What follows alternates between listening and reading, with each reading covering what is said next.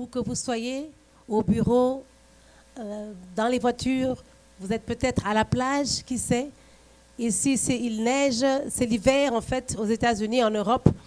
Alors, où que vous soyez, bien au chaud, suivez-nous. Alors, nous avons de bonnes choses prévues pour vous ce matin. Que le Seigneur vous bénisse. Nous parlons aujourd'hui d'une question importante. Comment reconnaître une bonne église? Quels sont les critères d'une bonne église? Et ça, c'est volume 1 ou première édition. Sans plus tarder, nous invitons la chorale de Sword of the Spirit Church, Église épée de l'Esprit, apôtre Tyrone. Que le Seigneur vous bénisse. God bless you. À vous, chorale, merci.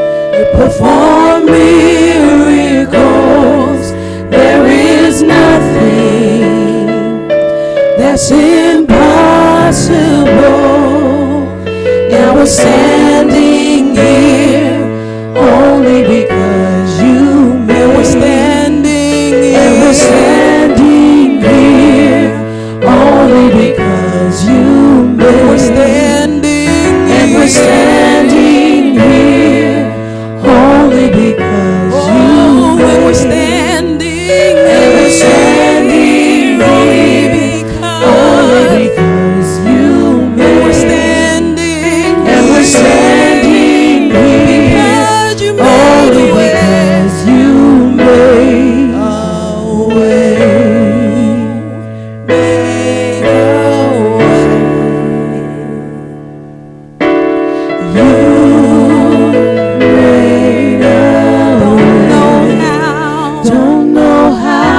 but you did it. Made a way. Made a way. Don't know how, but you did it. Made a way. Don't know how, but you did it. Don't know how, but you did it. Made a way. Don't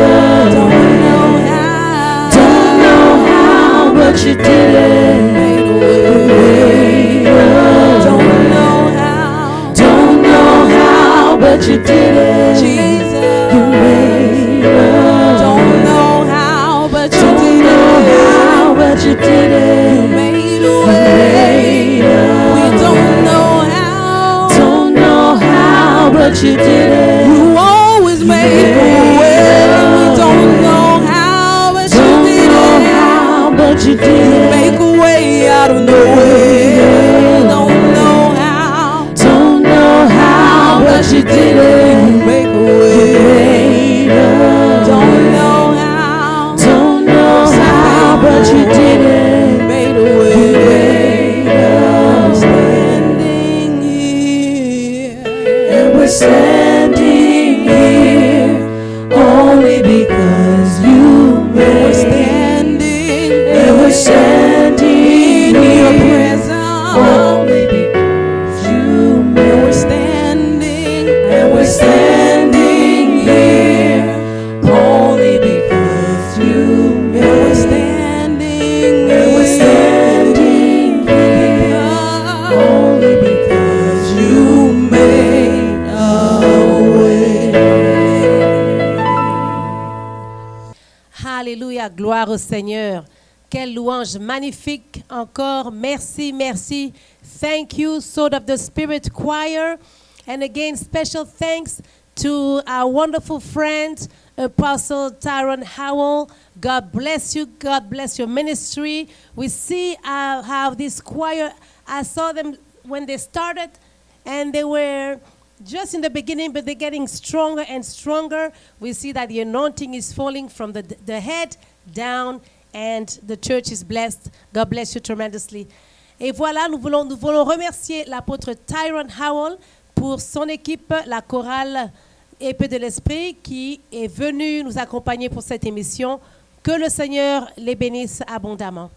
Et aujourd'hui, chers amis, nous avons un message, nous voulons parler avec vous. C'est un échange et vous pouvez appeler, envoyer vos questions à la fin de l'émission parce que nous voulons parler d'une question qui est quand même importante.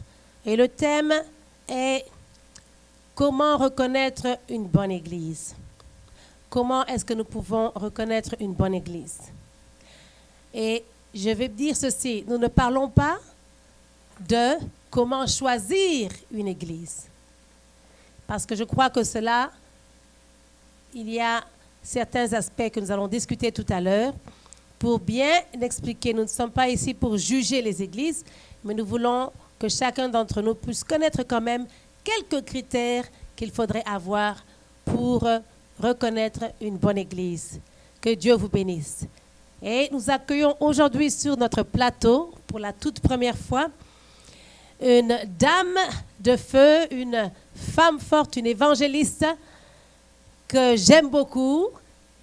Et nous avons avec nous évangéliste Esther Mouyoyo. Bonjour évangéliste. Bonjour pasteur Jennifer. Que le Seigneur vous bénisse. Merci beaucoup. Quel plaisir de vous avoir avec nous. Merci. Je crois que l'audience va vous découvrir. Vous avez quelque chose de bon pour nous. Bien sûr, en tant qu'enfant de Dieu, on a toujours quelque chose de bon à communiquer au peuple de Dieu. Gloire au Seigneur. Alors voilà, je vais donner d'abord le privilège à la servante de Dieu pour démarrer cette émission. Quelles sont ses pensées par rapport à ce sujet? Nous savons qu'aujourd'hui, il y a beaucoup de gens qui ont été parfois déçus, parfois désabusés, parce qu'ils avaient mis leur confiance, peut-être dans une église ou dans un homme de Dieu, et à cause de cette mauvaise expérience, ils ont carrément décidé de sortir de l'église et de ne plus rien avoir à faire avec la vie chrétienne, ce qui est quand même quelque chose de dommage. N'est-ce pas? Dieu nous a appelés à gagner les âmes, pas à les perdre.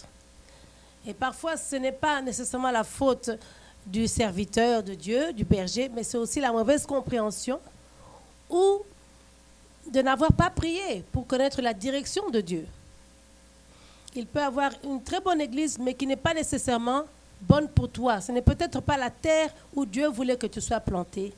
Et je crois que c'est un aspect important. Voilà.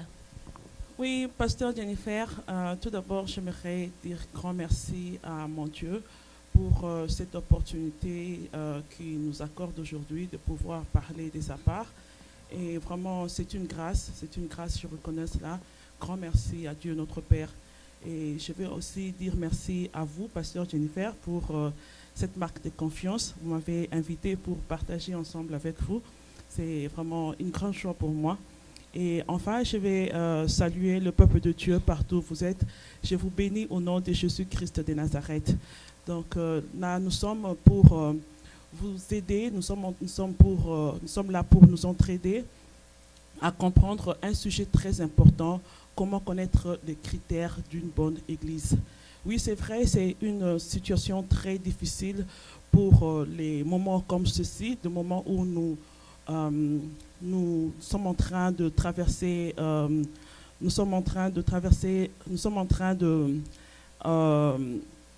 courons vers la fin du temps. Nous courons vers la fin des temps et tous les signes dont la Bible a parlé sont visibles, sont palpables. Et les moments sont très graves, les moments sont très difficiles. Le peuple de Dieu est vraiment comment je peux dire, le peuple de Dieu est bousculé par un vent.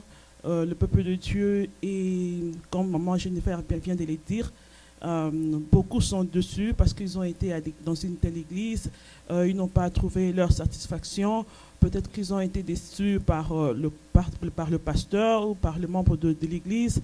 Bref, il y a beaucoup de raisons pour lesquelles il y a ce mouvement des va-et-vient, les peuples de Dieu qui va de gauche à droite, qui ne sait pas où vraiment mettre ses pieds. Avant d'entrer vraiment en profondeur de ce que Dieu a mis en mon cœur par rapport à l'Église, je crois que c'est quand même important que je parle un peu de mon témoignage. Comment est-ce que j'ai été membre d'une Église quelconque. En fait, j'ai un frère, il est encore mon petit frère. Il m'a plusieurs fois invité dans une église, mais c'est comme si je n'écoutais pas. Il parlait tout le temps. Il disait, ma soeur, viens dans notre église, on prie très bien, tu vas aimer. Mais j'étais comme distraite, je ne faisais pas vraiment attention. Alors, c'est comme ça que le Seigneur parle deux fois. Il parle tantôt d'une manière, tantôt d'une autre. Il peut envoyer quelqu'un, vous inviter dans une église. Mais moi, de par ma nature, je suis une personne un peu... je ne suis pas facile à influencer. C'est-à-dire, quand vous me donnez une proposition, je prends mon temps de réfléchir, de mûrir. Et je suis vraiment trop stricte. Alors, j'ai pris du temps. Et un jour, le Seigneur m'a parlé dans un songe. J'ai eu un songe. Voilà, dans le songe en question, j'entendais mon téléphone sonner. Et quand mon téléphone a sonné, j'ai raccroché le téléphone. J'ai écouté la voix d'une femme qui me demandait si je connaissais l'adresse de Logos Rema. Alors derrière la voix de cette femme, il y avait comme les voix des anges qui chantaient, il y avait de très belles mélodies. Et là, j'étais un peu stupéfaite par rapport à sa question. Me demandait de savoir si je connaissais l'adresse Logos Rema. J'étais restée un peu bouche bée en train de réfléchir. Et pendant que je réfléchissais, en même temps, j'entendais les mélodies, les belles mélodies. Et aussitôt, le téléphone a coupé. Et là, je me réveille. Je dis, tiens, ça, c'est quand même étrange. Et le même jour, mon petit frère est venu me rendre visite. Et là, je lui dis, voilà, aujourd'hui, j'ai eu un message par rapport à ton église. Et je lui ai expliqué un peu le songe en question. Il me dit, mais voilà, Dieu t'a appelé. Je t'ai parlé de ça plusieurs fois, Dieu t'a appelé. Mais malgré cela, je n'étais pas toujours convaincue. J'ai dit, oui, si c'est Dieu qui m'a appelé, j'ai donné des signes à Dieu. Vous voyez, donc c'est pas facile de s'engager. Je suis en train de donner ces témoignages pour aider le peuple de Dieu à comprendre l'importance de mettre ses pieds là où Dieu veut que tu sois. Ne mets pas tes pieds partout parce que c'est une église. C'est vrai. On ne dit pas que tous les pasteurs sont mauvais. Non. C'est-à-dire, il faut savoir là où Dieu veut que tu sois. Là où est ta bénédiction. Tu peux être dans l'église X, mais ta bénédiction est à l'église Y. Et là, tu vas retarder ta bénédiction. Voilà pourquoi il est très important de savoir là où il faut être. Et dans mon témoignage, dans ce témoignage, je voudrais tout simplement souligner comment Dieu peut parler, comment Dieu peut t'appeler dans une église. Moi, Dieu m'a parlé d'abord par mon frère, je n'avais pas écouté. Deuxième fois, Dieu va me parler dans un songe. Et la troisième fois, au fait, j'ai demandé à Dieu des signes. Et les signes que j'avais demandé à Dieu, c'était accompli. Donc, il n'y avait plus de doute, aucun doute. Et lorsque je suis allée à l'église en question, j'étais vraiment bénie. Et je disais, c'était comme si je n'avais jamais écouté la parole de Dieu auparavant. C'était comme si je n'avais jamais adoré auparavant. Et je vais souligner un point très important. Le premier jour où je suis allée dans cette église, où j'ai mis mes pieds dans cette église, c'est le jour où j'avais pris ma délivrance. Je vais dire ceci, nous avons un appel. Et nous allons prendre la question de notre interlocuteur. Bonjour, bonjour. Oui, nous vous écoutons. Nous sommes en pleine émission ici. Vous avez une question? Oui, comme j'ai raté, excusez-moi, j'ai raté le début de l'émission. Oui. Mais je connais le thème, c'est comment choisir une bonne église. C'est correct? Correct. On vous écoute. Allô? Oui, allez-y, on vous écoute. Oui, bon, c'est un peu... ma question est un peu... peut-être un peu compliquée. C'est en fait une bonne église. Est-ce que c'est par rapport à l'enseignement ou bien c'est par rapport à l'opportunité de grandir dans l'église de... Bon, là, je ne suis pas encore arrivée là. J'étais en train de donner d'abord mon témoignage, comment Dieu m'avait appelé. Donc là, j'étais en train d'aider le peuple de Dieu à comprendre qu'il faut tout le temps demander la volonté de Dieu, demander la direction de Dieu, que Dieu vous dirige, qu'il vous dise là où vous devriez être. Donc c'est ça, je ne suis pas encore arrivée aux détails de critères d'une bonne église. Oui, donc si je reprends bien la question, malgré tout, donc vous voulez savoir si le choix d'une église dépend de l'enseignement qu'on donne, ou bien, quelle était la deuxième alternative? Ou bien c'est par rapport à l'opportunité de grandir dans l'église, de grandir spirituellement. Ah. Il y a des bons enseignements, mais en fait, les membres restent membres, en fait, ils ne participent pas dans le développement de l'église, ou bien ils n'ont pas de rôle dans l'église. D'accord, merci pour la question. Donc, en fait, on nous dit ici, et là, vous appelez d'où? Bon, j'appelle de Londres. Fantastique. Merci pour l'appel. Nous disons ceci. Donc, maman évangéliste, notre sœur voudrait savoir qu'est-ce qui est plus important dans le choix. Est-ce qu'il faut choisir quelqu'un qui enseigne bien ou bien choisir plutôt, s'il n'y a que deux options, là où vous pouvez grandir dans votre croissance spirituelle? Qu'est-ce qui est préférable entre les deux? Non, j'ai donné mon témoignage pour expliquer au peuple de Dieu que le choix ne dépend pas de nous-mêmes. Le choix dépend de Dieu. Vous pouvez aimer un pasteur, vous pouvez aimer sa prédication, mais si Dieu ne vous dit pas d'y aller, donc il faut obéir à Dieu. C'est-à-dire votre bénédiction n'est pas là. Vous comprenez? Donc je vais revenir à cette question-là plus tard, mais pour le moment, c'est ce que nous devons retenir, que je dois être quelque part parce que Dieu veut que je sois là. Gloire au Seigneur. Donc, notre sœur, voilà ce que nous disons. Le plus important, c'est le choix que Dieu a pour vous.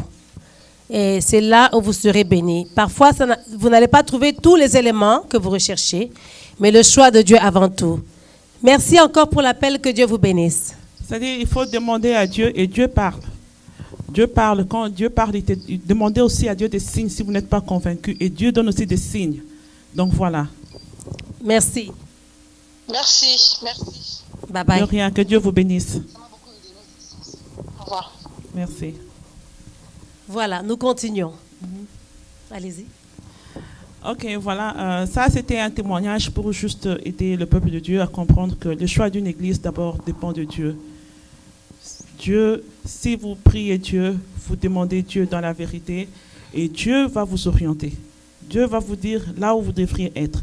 Ne soyez pas quelque part parce que vous-même, vous voulez être là, parce que vous aimez le bâtiment, parce que vous aimez les hommes et les femmes qui sont dans cette église, parce que vous aimez les pasteurs. Non, allez dans une église parce que Dieu vous a dit d'y être là. Ça, c'est la première démarche à faire. Et par rapport aux critères, maintenant, comment reconnaître une bonne église? Parce que des fois, les gens ne demandent pas à Dieu. Mais quand tu ne demandes pas à Dieu, au moins, tu dois avoir la lumière. Tu dois avoir la vision claire de quelle église je fréquente.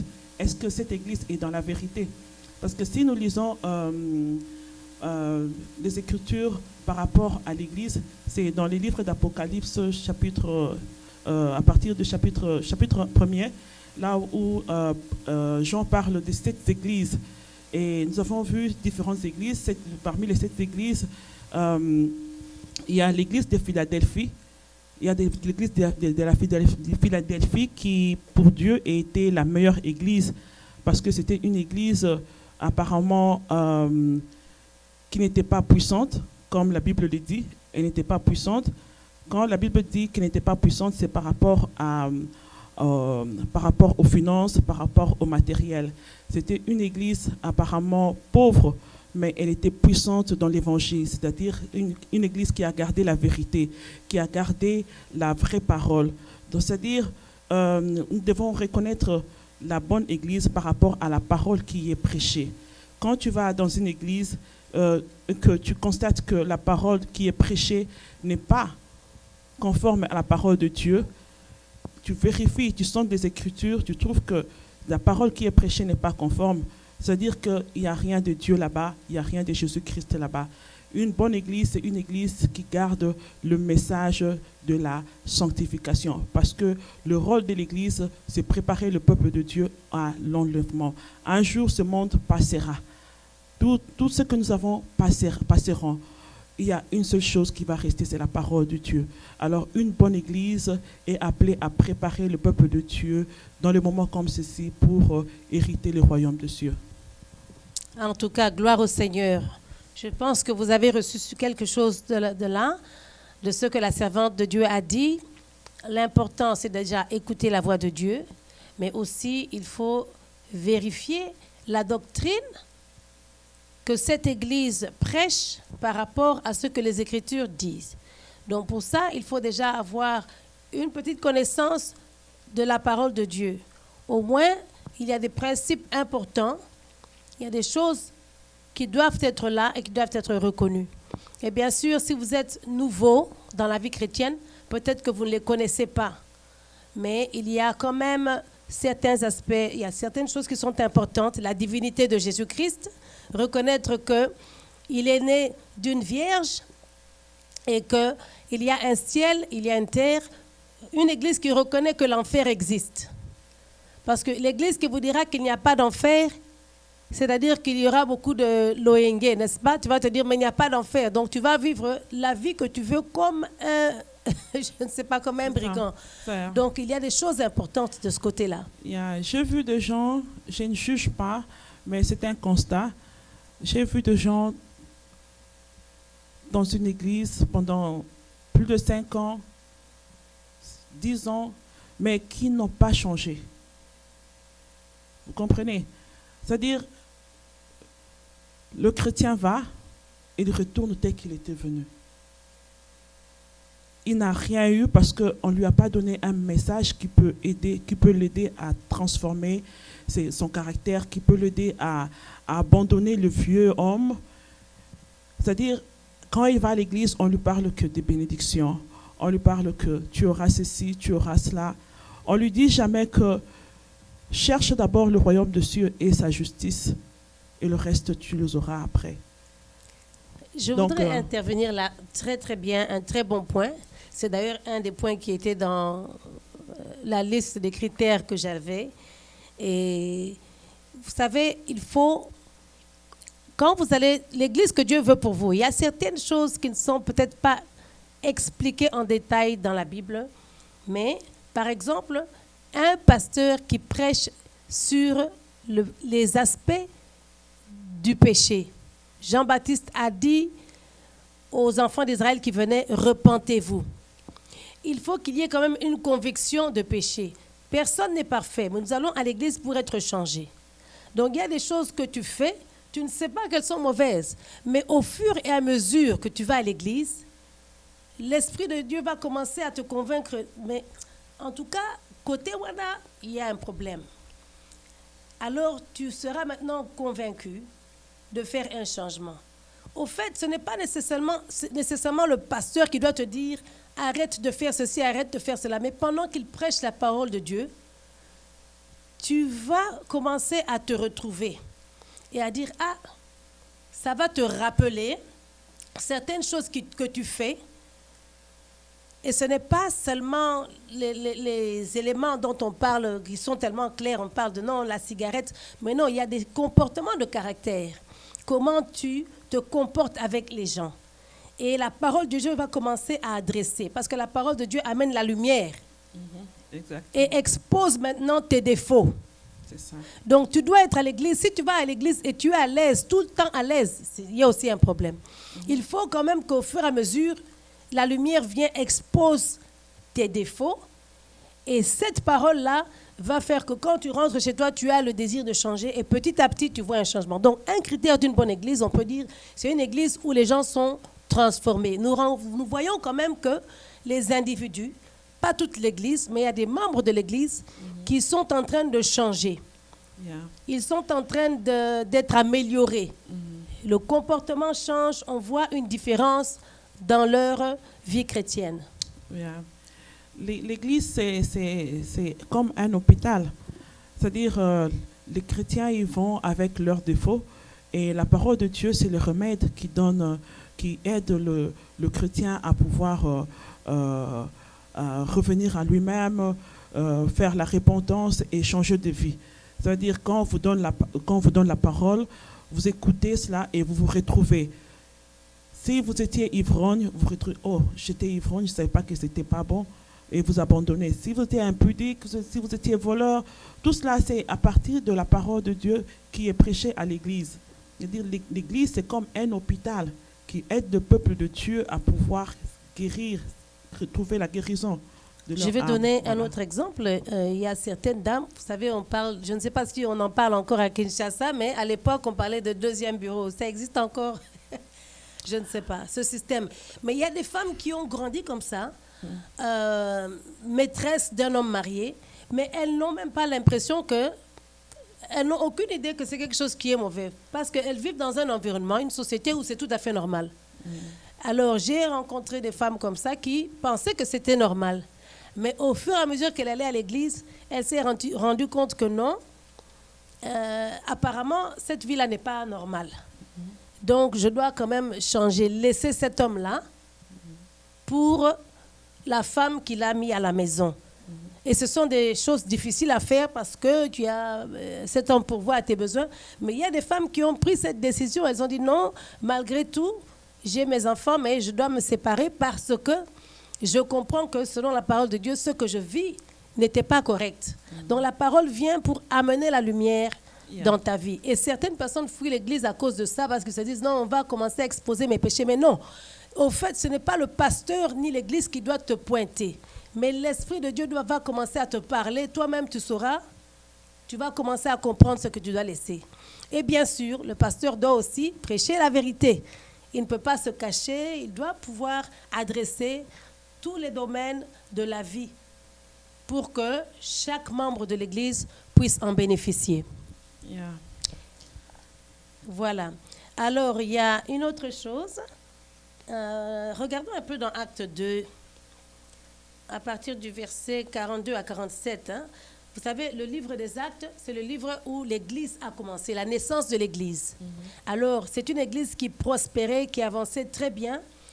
Des milliers qui s'ajoutaient à l'Église, n'est-ce pas? Mais il y avait une raison. Alors, parmi les aspects, on nous dit l'enseignement. Comme maman évangéliste a dit, l'enseignement est important. Il faut voir, est-ce que ce qu'on enseigne, ça va avec la Bible? Faites attention, quand une église prêche la Bible avec un autre livre, ou donne la même valeur à la Bible et avec un autre livre, vous allez voir qu'il y a un problème. On n'a pas besoin d'avoir deux Bibles ou deux livres à la fois qui sont sacrés. La Bible, c'est la parole de Dieu. Tous les autres livres viennent pour accompagner, mais faites attention à cet aspect-là. Il nous parle de l'enseignement des apôtres, la communion fraternelle. L'église, c'est une famille.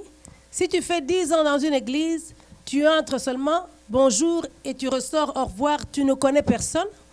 Tu n'as pas eu de relations amicales ni familiales avec quiconque dans l'église. Il n'y a pas de frères et sœurs qui te connaissent, que tu connais. En cas de problème, quand il arrive quelque chose, personne ne sait qui est ce frère ou qui est cette sœur. C'est un problème. Il faut pouvoir trouver une église où tu peux comprendre et trouver des gens avec qui tu peux vraiment avoir une bonne relation. Oui. Non, je disais, c'est très important. D'accord. Quand tu vas dans une église, on te dit, non, ici, il n'y a pas de sentiments, il n'y a pas de sentiments d'amour. Donc ça, ce n'est pas une église. L'amour. Yeah. Dans une église, on doit y trouver l'amour. L'amour, c'est Jésus lui-même. Parce que quand nous lisons dans Apocalypse, là où la Bible parle de l'église de la Philadelphie, Jésus dit, parce que vous n'avez pas renié mon nom.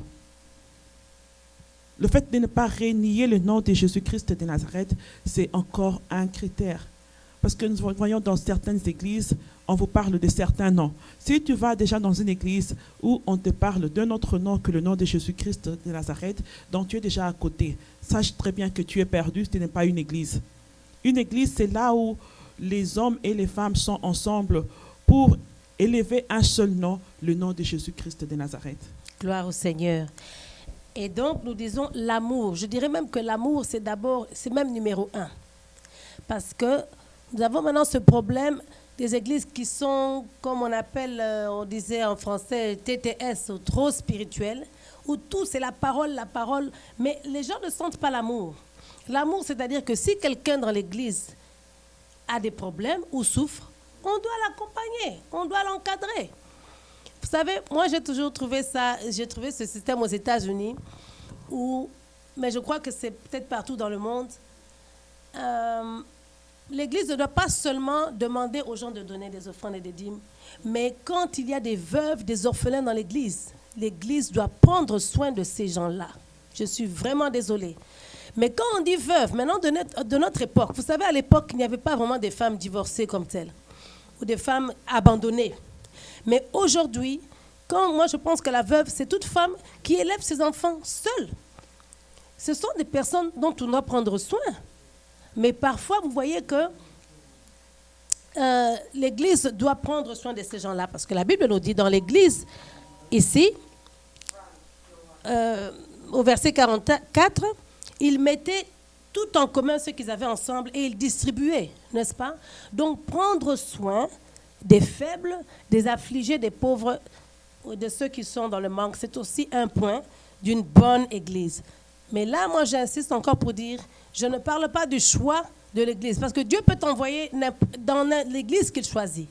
Mais pour reconnaître les églises qui sont quand même en bonne santé, je veux dire, qui fonctionnent bien, et si vous êtes un serviteur de Dieu, vous avez une église, voilà les aspects qu'il faut aussi prendre en compte. Prendre soin des indigents. Voilà.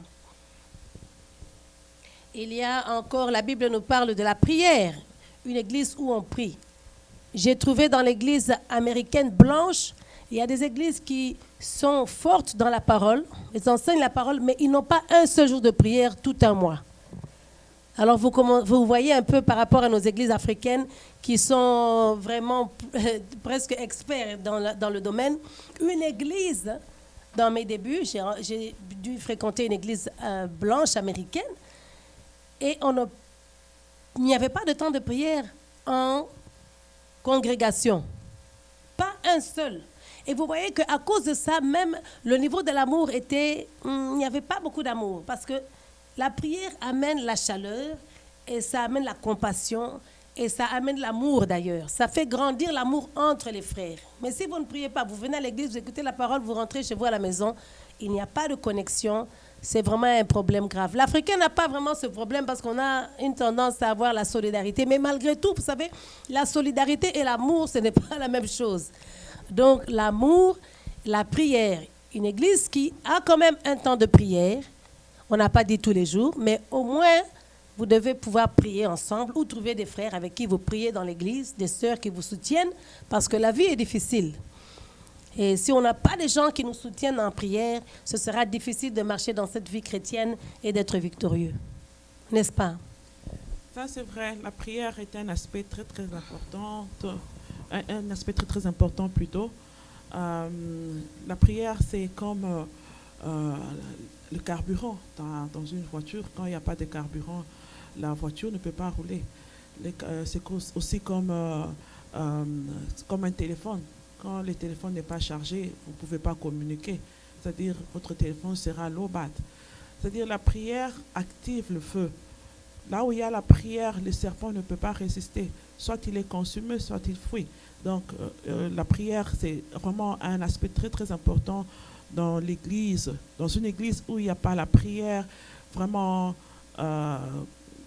croyez-moi que ça, c'est autre chose. Je peux même appeler ça, je ne sais pas, un synagogue de Satan. Voilà. Et donc, ces églises qui ne priaient pas, qui ont commencé à introduire même 1 heure de prière. J'ai rencontré et observé une église comme ça. Il n'y avait pas la prière, mais ils ont introduit 1 heure de prière 1 fois par semaine, juste 1 heure. La vie de l'église est transformée. Les membres ont commencé à avoir un amour authentique. La chaleur est entrée. La présence du Saint-Esprit. Vous savez, quand vous pouvez partager la parole, mais la présence du Saint-Esprit, c'est ce qui touche les cœurs. On ne peut pas avoir la parole sans l'Esprit. Et donc, ça, c'était aussi très important. Alors, la Bible ici nous dit aussi, au verset 46, on a parlé du partage et la faveur. Ils avaient la faveur. C'est-à-dire que tout le monde observait en eux, il y avait une certaine grâce, il y avait une certaine bénédiction. Vous savez, les familles qui ont fait longtemps dans l'Église, vous allez rencontrer dans une congrégation qui est bénie, les familles ont prospéré. Ceux qui sont venus, qui n'avaient pas d'enfants, ont eu les enfants, ils ont eu le travail, ils commencent à prospérer, ils sentent un changement, des difficultés qu'ils avaient, leur vie commence à s'améliorer, leurs conditions de vie changent, leur personnalité change. L'homme qui battait sa femme maintenant aime sa femme, etc. Donc il y a des changements dans la vie des membres de l'Église. On voit une certaine faveur, une certaine grâce. Vous savez, il y a ces mariages qui ont mariage sur mariage, ou bien qui multiplient la naissance des enfants. Tout ça, ça fait partie de la grâce d'une Église qui est bénie aussi. Et voilà. Alors, il y a encore un autre point que moi j'ai remarqué, qui était, si tu visites une église, déjà, je vais te dire ceci, nous devons faire attention et je conseille à nos auditeurs, internautes, sachez que mon conseil serait de ne pas décider du choix d'une église le premier jour où tu y descends. Parce que nous ne marchons pas par les sentiments. Choisir l'église, c'est aussi un peu comme choisir un partenaire dans le mariage. Même si vous n'avez pas fait une alliance éternelle, mais c'est quand même un choix important. Vous savez, la première fois, tu peux trouver que tout est merveilleux, tout est fantastique, mais les sentiments du jour peuvent changer. Donc, il faut te donner quand même un peu de temps pour prier, pour connaître ce qui se passe dans l'église, connaître la doctrine de ton église, c'est important. La plupart des églises ont une doctrine écrite, mais personne ne fait attention à ça. Prends le temps de lire, de connaître l'origine de cette église, un peu comment cette église a commencé, où est-ce qu'on va. Connais un peu, quelques détails. Tu n'as pas besoin de tout connaître, mais connaître la base, prendre le temps de venir au moins quelques fois, et puis tu prends ta décision. Sinon, des décisions hâtives font qu'on se retire aussi rapidement et puis on n'arrive pas à se retrouver. ni à gauche ni à droite. Qu'en pensez-vous? Exactement, c'est ça. Donc, c'est comme je disais auparavant, il faut toujours demander la volonté de Dieu dans le choix d'une église locale. Il faut toujours demander la volonté de Dieu. Gloire au Seigneur. Alors, il y a quelque chose qui me vient à l'esprit aussi. C'est si tu te sens excité, enthousiaste de retourner à l'église le dimanche qui vient, tu as vraiment envie. Ce sont aussi des signes que ça peut être c'est ton église. Yes. Tu ne veux pas rater, tu veux être là au début et tu sens que tu es pressé de retourner. Chaque fois que tu as envie d'y retourner, c'est que cette église te fait du bien. Yeah. Donc, c'est sans doute l'endroit où tu dois être. Et pour moi, le dernier point que j'ai, c'est quand tu vas et tu sens que la prédication, tu as l'impression que la prédication parle de toi. Tu te demandes, mais pasteur Wana, c'est comme si quelqu'un avait rapporté ta vie à ce pasteur. C'est que cet homme-là a quelque chose pour ta vie. Tu vas à l'église, on parle de ce que tu as fait pendant la semaine. On parle des problèmes qui te concernent. Ce sont des signes que cet homme de Dieu, il peut te faire du bien. Voilà. Ça c'est vrai. C'est-à-dire, quand on est là où Dieu veut que vous soyez, vous allez voir des signes palpables. Et c'est parmi ce que vous venez de citer là. C'est-à-dire, vous vous sentez concerné quand le message est libéré. Vous vous sentez comme si c'est Dieu qui vous parlait tout de suite, directement. Donc, ce sont des signes forts. Oui, j'ai connu des hommes qui ont dit, oh, mais il pensait que sa femme avait rapporté. Tu as dit au pasteur toute ma vie, tout ce que je fais à la maison. Tu es en train de m'accuser chez le pasteur. Et ça n'avait rien à voir. Mais comme un livre ouvert, la vie était révélée et l'homme s'est converti par la suite. Voilà, je crois que c'est ce que nous avons pour aujourd'hui. Je ne sais pas si vous avez encore quelque chose à ajouter. Nous sommes en train de terminer. Pour aujourd'hui, bon, peut-être par rapport à l'événement que nous avons le 29 et le 30 décembre. D'accord, gloire au Seigneur. Donc, pour les événements, je crois que j'en ai parlé déjà à une autre émission précédente. Nous avons un programme à la fin du mois de décembre avec Évangéliste Esther. Vous allez en parler, je vous laisse parler de cela. Je voudrais vraiment inviter le peuple de Dieu à venir nous rejoindre à ces 2 grandes journées de prière. Ça sera le 29 et le 30 décembre. Bien-aimés dans les Seigneurs, ça sera des moments très forts où la main de Dieu sera vraiment en action. Nous voulons commencer l'année 2018 very strong. So, je vous invite vraiment à venir. Nous voulons commencer l'année 2018 trop fort, avec succès. Et voilà, ce sera des moyens, de moments trop bénis. Je vous assure que vous serez bénis, vous ne serez pas déçus. Ne venez pas toute seule. Ne venez pas toute seule. Amenez vos membres de famille, amenez vos amis, amenez tout le monde, les amis de travail, amenez les gens, venez. En tout cas, c'est une grande invitation que je vous lance, que Dieu lui-même vous lance. Ce n'est pas moi qui vous invite, c'est Dieu qui vous invite parce qu'il sera là au rendez-vous. Nous ne sommes que les instruments que Dieu va utiliser. Venez, si vous avez des problèmes qui vous ont rongé le cœur depuis des années, Dieu a une solution, Dieu a une réponse. Si vous avez un membre de famille qui est malade pendant de temps très long, de maladie chronique, vous n'avez pas trouvé de solution, vous avez dépensé beaucoup d'argent à l'hôpital, venez expérimenter la puissance de la prière avec notre Seigneur Jésus-Christ de Nazareth. Il guérit encore. Le temps de miracle n'est pas passé. Jésus-Christ de Nazareth est vivant. Si vous avez des problèmes qui vous dérangent, le problème de stérilité, le problème des esprits méchants qui vous attaquent, vous ne dormez pas bien, vous êtes vraiment dérangé par les esprits méchants, bien-aimés dans le Seigneur, ne restez pas à la maison. La main de Dieu sera là pour agir. Je vous assure que vous allez être bénis ce jour-là. Que Dieu vous bénisse. La date et l'adresse. La date, c'est le 29 et le 30 décembre à partir de 18h juste. Nous serons déjà là avant. Donc, à partir de 18h, juste faites vraiment un effort pour être là à temps, pour que nous puissions démarrer ensemble. Et l'adresse, c'est sur l'affiche qui est sur... 801 c'est 801... East Pioneer Road, Arlington, Texas. Je oui, pense c'est bien. ça. Yeah, vous avez retenu 76010. ça. Yeah. Mais l'affiche yeah, là. qui est sur l'écran. L'affiche, c'est là. C'est bon. En tout cas, merci. Gloire au Seigneur. Quel plaisir de vous avoir eu. Nous vous remercions d'être venus, de nous avoir accompagnés dans cette émission. Batata, maman, frères et sœurs, que le Seigneur vous bénisse.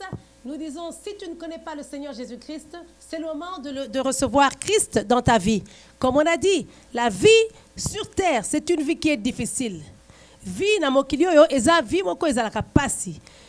Donc, Ozan a besoin, il y a Nguya, il y a Nzambe. Dieu seul peut t'aider à triompher et à marcher dans une vie de victoire, une vie de succès, une vie de bonheur. Alors, si tu ne connais pas le Seigneur Jésus-Christ, aujourd'hui, c'est le jour. Maintenant, c'est le moment. Fais cette prière après nous et dis, Seigneur Jésus-Christ, je reconnais que j'ai péché. Pardonne-moi de tous mes péchés. Lave-moi dans ton sang précieux. Je te reçois aujourd'hui comme mon Sauveur et Seigneur. Amen. Gloire au Seigneur. Si tu as fait cette prière, trouve-toi une bonne église. Maintenant que tu as les indications, trouve une église dans la ville où tu es, pas trop loin, afin que tu puisses être assidu. Apprends au pied du serviteur que Dieu mettra dans ta vie. Reçois la doctrine, fortifie-toi et tu seras comme nous, une flamme de feu et un gouverneur spirituel. C'était le ministère international Manteau de Feu. Nous sommes la génération des Élis. Que le Seigneur vous bénisse. À la prochaine. Bye bye.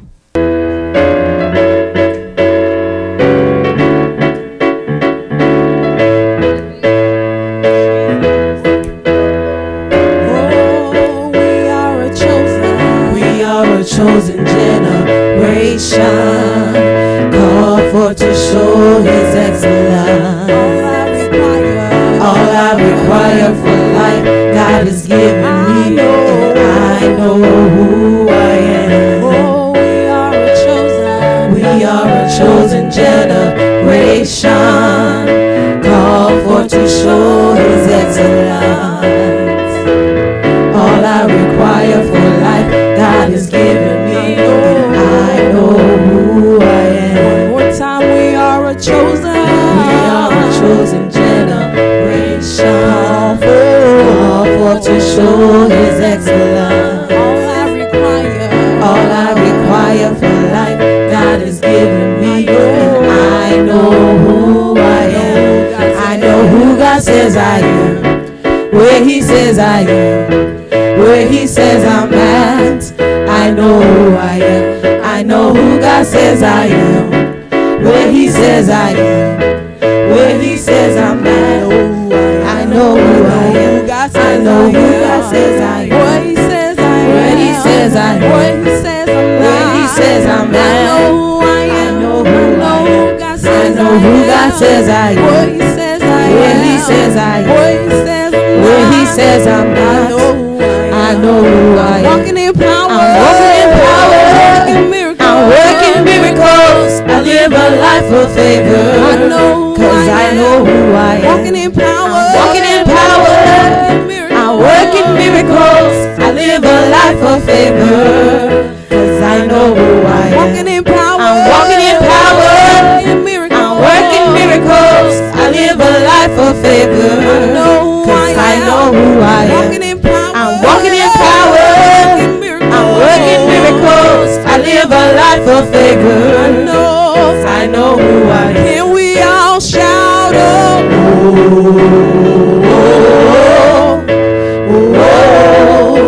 know who I am. I know who I am.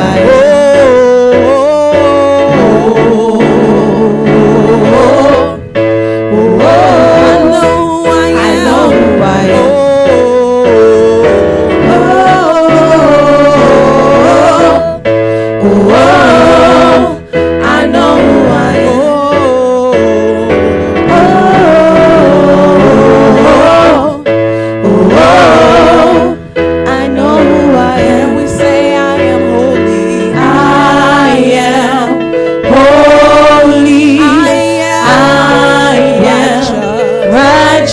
So I am so rich.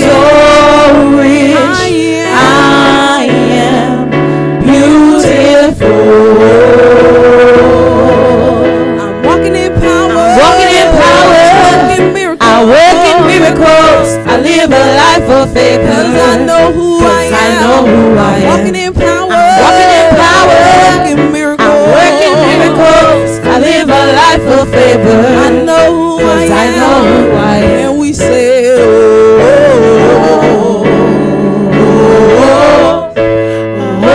I know who I am.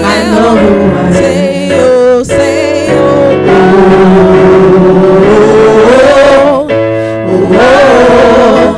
I know who I am. Take a look at me, I'm a wonder. Doesn't matter what you see now. Can you see his glory? 'Cause I know who I am. Take a look at me, I'm a wonder. Doesn't matter what you see now. Can you see his glory? 'Cause I know who I am. Take a look at me, I'm a wonder. Doesn't matter what you see now.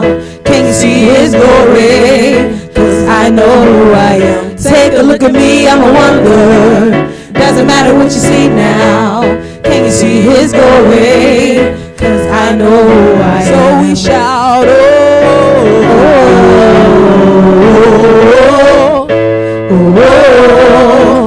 I know who I am.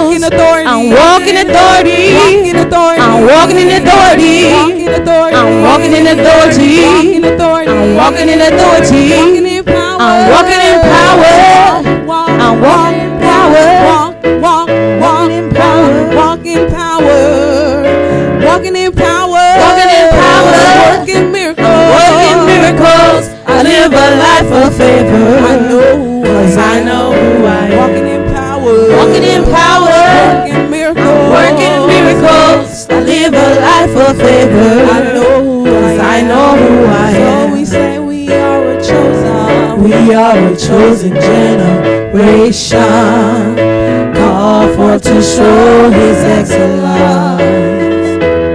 All I require for life, God has given me, and I know who I am. Oh, we are a chosen generation, called for to show his excellence. All I require for life, God is giving